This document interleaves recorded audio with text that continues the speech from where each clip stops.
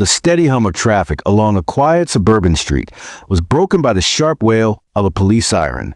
Red and blue lights flashed in the rearview mirror, painting the night in frantic colors. Marcus Hill sighed, easing his modest delivery van to the curb. He'd been driving for hours, making his usual rounds for a popular meal delivery company. The van was clean, organized, and had a company logo on the side. Nothing unusual.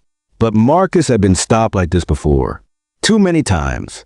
His hands gripped the steering wheel tightly, knuckles pale. He had been taught to keep them visible. A tall, stocky police officer swaggered up to his window, flashlight in hand. His name tag read Officer Trent Maddox. His tone was immediately sharp. License and registration. Maddox barked, without greeting. Marcus complied, handing over the documents calmly. Evening, officer. Is there a problem? Maddox sneered, shining the flashlight directly into Marcus's face. We'll get to that. Step out of the vehicle. Marcus blinked. I'm sorry, what's the reason for stop? I'm just delivering food. Did I stutter? Maddox interrupted, voice rising. Step out. Marcus exhaled slowly, unbuckling his seatbelt. He'd been through the song and dance before, but something about Maddox's tone told him this wouldn't be a routine check. The officer motioned Marcus to the back of the van. Pop the doors, he ordered. Marcus opened the rear doors, revealing neatly organized delivery bags, a cooler, and a clipboard with signed receipts. Maddox scanned the contents, smirked, and said, "What are you really hauling back here?" Marcus furrowed his brow. "Food. That's all. You can check." "Save it." Maddox cut him off again. "You match the description of a suspect we're looking for. Dark hoodie, black male, driving a van." Marcus bit his tongue. It was absurdly vague, but he'd learned not to argue. "Officer, I'm just trying to finish my shift. You can call my company, confirm." "Turn around." "Hands on the van," Maddox snapped. The command froze Marcus in place. "Excuse me." "You heard me. Hands on the van. Now." Marcus slowly placed his palms flat on the cool metal of his vehicle. Maddox roughly patted him down, searching for weapons. Finding none, the officer stepped back with a smirk. "Empty your pockets." Marcus complied again, setting his wallet, keys, and phone on the van's bumper. Maddox flipped open Marcus's wallet, thumbing through his ID and a few business cards. His eyes narrowed at one card in particular, but quickly shoved it back. "You're sweating," Maddox said mockingly. "You nervous? Got something to hide?" Marcus clenched his jaw. "I'm nervous because I'm being treated like a criminal for doing my job." That only seemed to amuse Maddox further. "Watch your tone. You don't want to make this worse for yourself." Passers-by had started to slow down, some watching curiously as Maddox kept Marcus pinned against his van. A teenager across the street pulled out his phone, recording quietly. Maddox didn't notice. He was too busy rifling through Marcus's delivery bags. He opened containers, sniffed food, tossed them back carelessly. "This is your cover, huh? Running drugs in takeout bags? Clever." Marcus felt his chest tighten. "Officer, you're making a mistake." "Quiet." Maddox barked, stepping closer, towering over Marcus. "I've been on this force 15 years. I can spot a liar from a mile away." Marcus met his glare calmly, something flickering behind his eyes. "I believe you're mistaken, sir. Maybe if you..." "Sir," Maddox scoffed. "You think you can talk your way out of this? I know your type. Always playing the victim. Always crying discrimination." Marcus inhaled deeply, grounding himself. He'd seen men lose their tempers in situations like this. He knew where it led.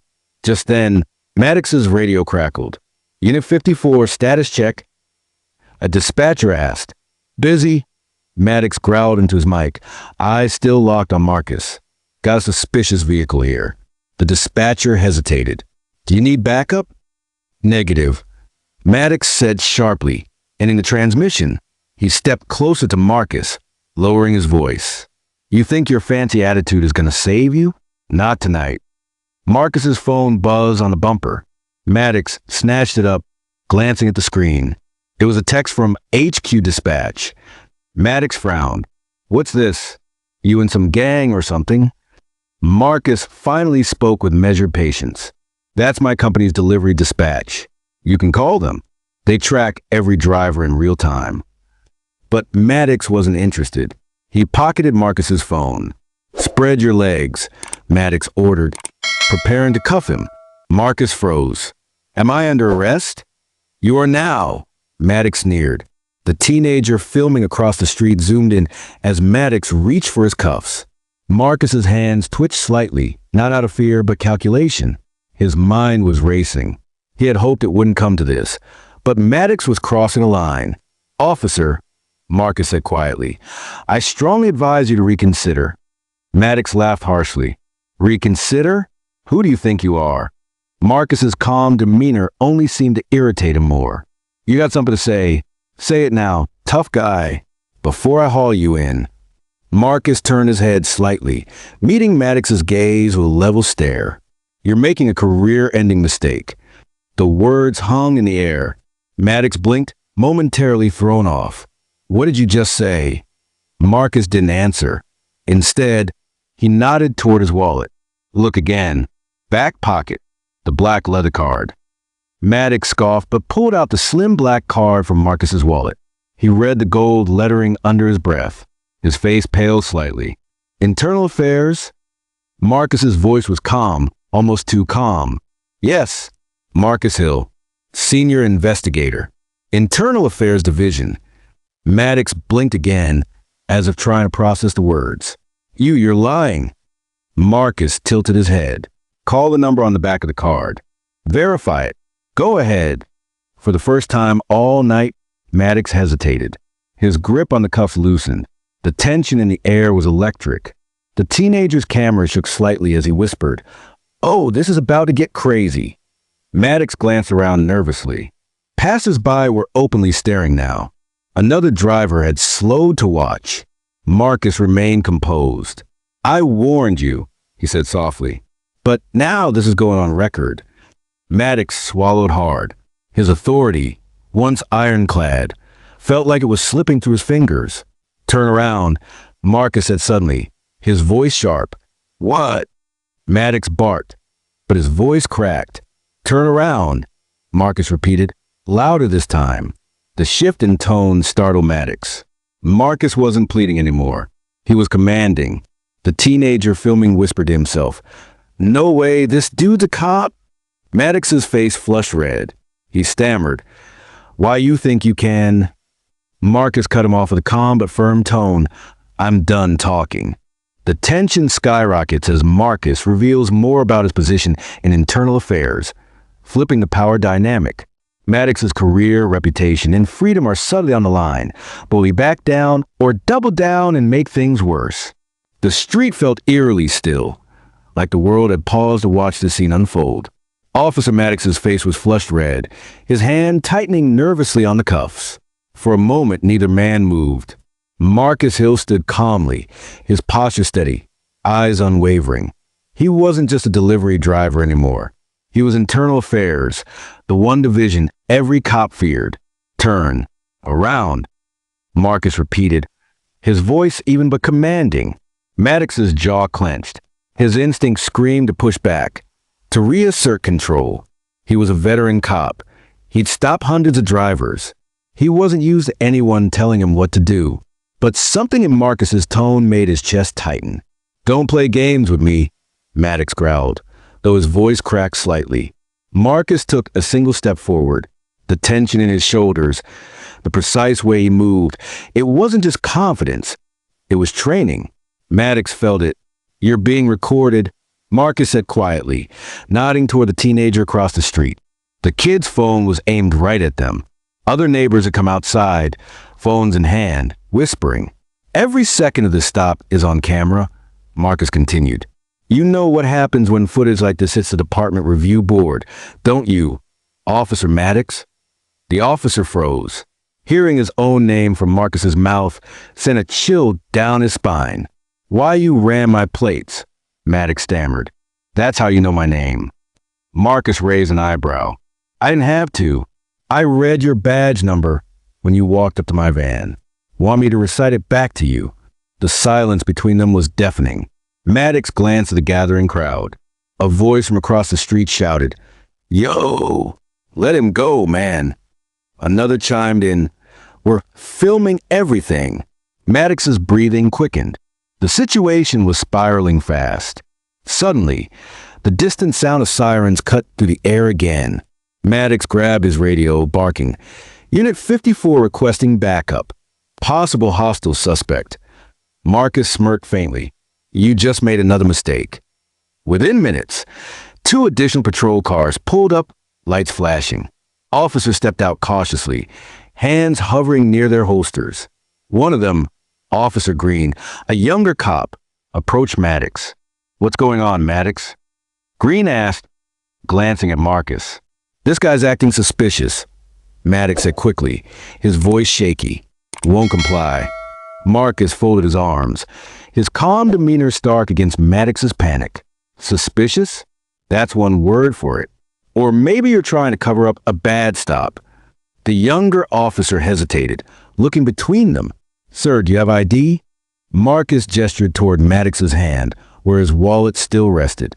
"Why don't you go ahead and read the black card in there, Officer Green?" Green frowned, took the wallet, and read aloud. "Marcus Hill, Senior Investigator, Internal Affairs Division." His eyes widened. He looked up at Marcus, then at Maddox. Maddox? He's IA." Maddox's face drained of color. "He's what?" "IA," Green repeated, now visibly nervous. "As in Internal Affairs." The crowd buzzed, whispers spreading like wildfire. "He's a cop," someone exclaimed. Phone zoomed in. Marcus took a slow step forward. "And now, Officer Maddox, we're going to have a little chat about this stop, about your conduct, and about your decision to escalate a situation that never should have happened." Maddox swallowed hard. "I didn't know. I thought." "You thought what?" Marcus interrupted sharply. "That I was just another black man you could push around? That I wouldn't have the means to fight back? That no one would believe me?" The crowd murmured louder. Someone muttered, "Yeah, call him out." Maddox's hand shook slightly as he lowered the cuffs. "This is a misunderstanding." "No," Marcus said firmly, his voice cutting through the noise. "This is a pattern. And I guarantee this isn't the first time you've done this. But it's the last time you'll do it without consequences." The younger Officer Green stepped closer, tension clear on his face. "Marcus, sir, maybe we should, de-escalate." "I agree," Marcus said coolly. "So here's what's going to happen.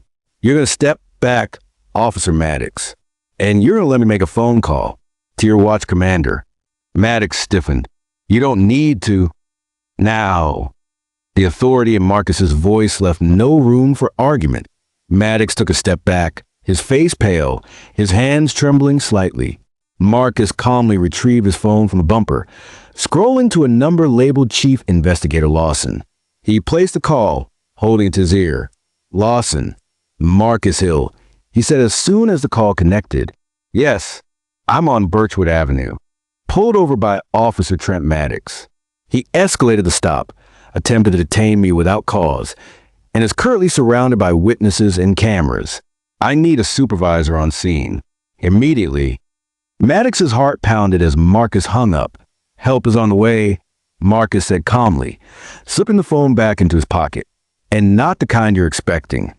Within minutes, another black SUV pulled up, siren silent but lights flashing. A tall, commanding man in plain clothes stepped out. His badge glinted in the streetlights. Lieutenant Lawson, Internal Affairs Division Chief.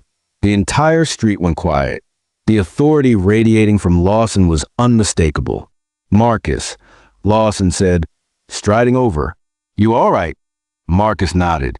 "I'm fine, but Maddox here decided I fit the description of someone suspicious. Tried to cuff me, rifled through my vehicle, all on camera."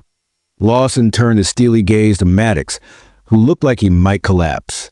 "Trent Maddox," Lawson said coldly. "Badge number 4571. You've been flagged before, haven't you?" Maddox opened his mouth, but no words came out. Lawson gestured toward the crowd. You see this? Cameras, witnesses. This entire block has footage of you detaining my lead investigator without probable cause. What do you think this is going to do to your career? Maddox's knees felt weak. Sweat rolled down his temple. I made a mistake. Marcus took a step closer, his calm demeanor now laced with quiet power. A mistake that could have cost me my life if I wasn't who I am. A mistake you've likely made before, but this time you chose the wrong man. The crowd murmured in agreement. Someone shouted, "Hold him accountable." Another voice echoed, "Yeah, let's see justice for once." Lawson turned to Officer Green. "Secure Maddox's weapon. Now." Green hesitated for half a second, then nodded. "Yes, sir." He carefully took Maddox's service weapon and holstered it in his own belt. Maddox stood frozen, humiliated, while the camera zoomed in. "Marcus," Lawson said, "I'll handle this personally. Do you want to file the report now or come in tomorrow?" Marcus glanced at the growing crowd. "Tomorrow. Right now. I want every witness here to get my card. And I want their footage preserved." Lawson nodded. "Consider it done." Marcus turned to Maddox, his eyes cold. "You should probably call a union rep. You'll need one." Maddox's stomach dropped. The tension on Birchwood Avenue was thick, electrified by whispers, flashing lights, and the realization that this wasn't a routine stop anymore. This was a reckoning. With Maddox now disarmed and internal affairs on scene, the investigation begins to unravel his entire record. But as Marcus digs deeper, he uncovers something shocking about Maddox's history that could shake the entire department. The flashing red and blue lights painted Birchwood Avenue like a crime scene. Maddox stood rigid, his gun holstered by another officer, sweat pooling at the back of his neck. The smug confidence he'd worn minutes earlier was gone, replaced by fear. Marcus calmly moved through the chaos like a conductor orchestrating a symphony. He shook hands with witnesses, handed out internal affairs business cards, and encouraged them to upload their footage. The crowd, once cautious, now buzzed with energy. Whispers of "finally, someone's holding him accountable" rippled through the night. Lieutenant Lawson, arms crossed, stepped closer to Maddox. "You're done tonight. Badge. Now." Maddox hesitated, his hand twitching toward the badge pinned to his chest. "Sir, please. Lawson's voice was like steel. "Now, officer." With trembling fingers, Maddox unclipped his badge and placed it into Lawson's open palm. The sound of the metal hitting Lawson's hand echoed louder than the murmurs around them. "You'll be hearing from professional standards in the morning," Lawson added coldly. "For now, you're suspended, without pay." The words hit Maddox like a punch to the gut. His jaw clenched, but he said nothing. Marcus stepped forward, calm but commanding. "Lieutenant, I'd like to ride back with him. I think it's time we had a conversation." Lawson's brows rose slightly, but he nodded. "Green, cuff him." No resistance. Green hesitated but followed orders, cuffing Maddox's wrist behind his back. The officer who had once towered over Marcus now looked small, trapped in his own mess. Cameras zoomed in. Maddox's humiliation was public, irreversible. The drive to the precinct was silent. Maddox sat in the back of a cruiser, wrist bound, his reflection in the glass window staring back at him like a stranger. Marcus sat in the front seat, calm, scrolling through his phone, reviewing the videos already flooding social media. By the time they arrived, hashtags like #BirchwoodStop and #CopAccountability were trending locally. Inside the precinct, Marcus led the way to an interrogation room. Lawson stood by the door, arms folded. Maddox shuffled in, shackled, and took a seat. Marcus placed a file folder on the table and opened it slowly. "You've been on the force, what?" 15 years. Maddox didn't respond. Marcus glanced up, his gaze sharp. 14 excessive force complaints. 9 traffic stops involving minority drivers that escalated without cause. And 2 internal investigations. You're a walking lawsuit, Officer Maddox. Maddox's lips parted, but no words came out. Marcus leaned forward, voice calm but cutting. "You got lucky those complaints didn't stick. People were scared. They didn't have proof. But tonight, you hand-delivered us proof on a silver platter." Lawson tossed a folder onto the table. Maddox's file, thick and damning. "We've been watching you for months," Lawson said coldly. "But you were smart, kept your nose clean. Or so you thought. You got too comfortable tonight." Maddox's breath quickened. I didn't know he was IA. "That's the problem," Marcus said sharply. "You shouldn't have to know who someone is to treat them with respect."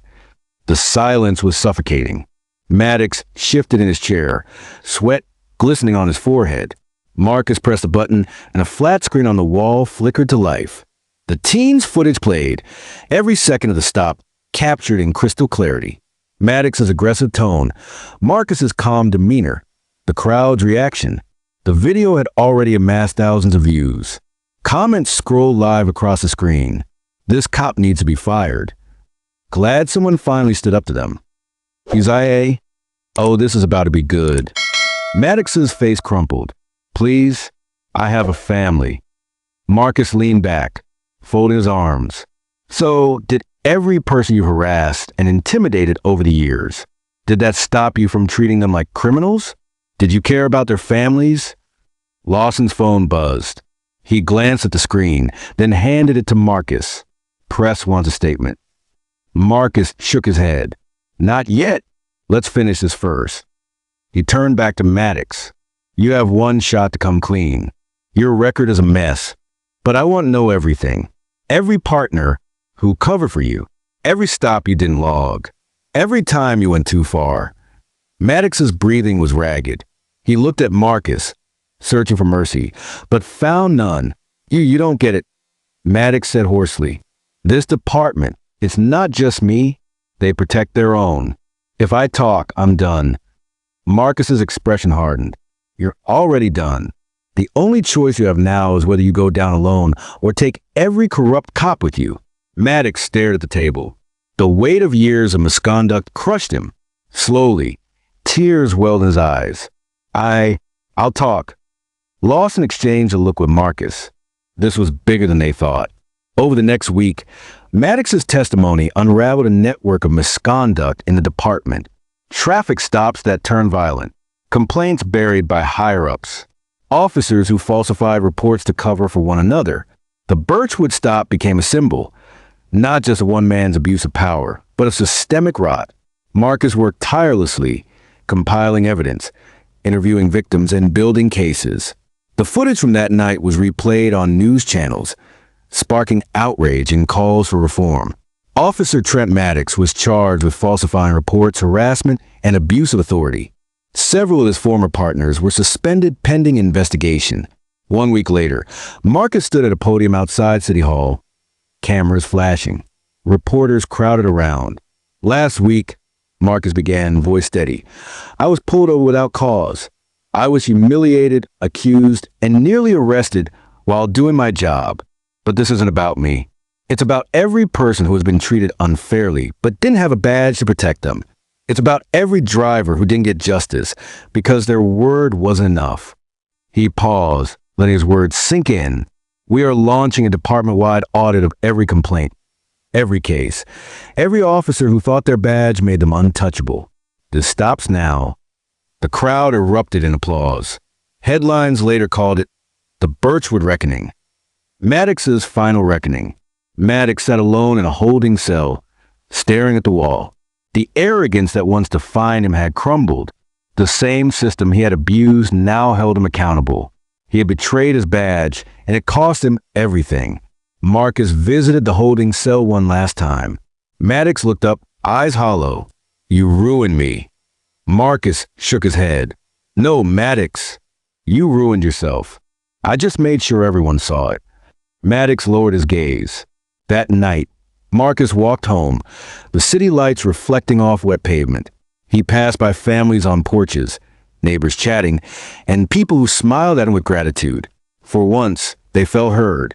In an interview later, Marcus summed it up. "Respect isn't optional. A badge doesn't make you better. It makes you accountable. And if we don't hold each other to that standard, the badge means nothing." The clip went viral, shared by millions. People from all walks of life commented, "This is a story we needed." Marcus never sought fame, But the Birchwood stop became a turning point in his career, and a wake-up call for an entire department. Justice wasn't just served that night. It was televised,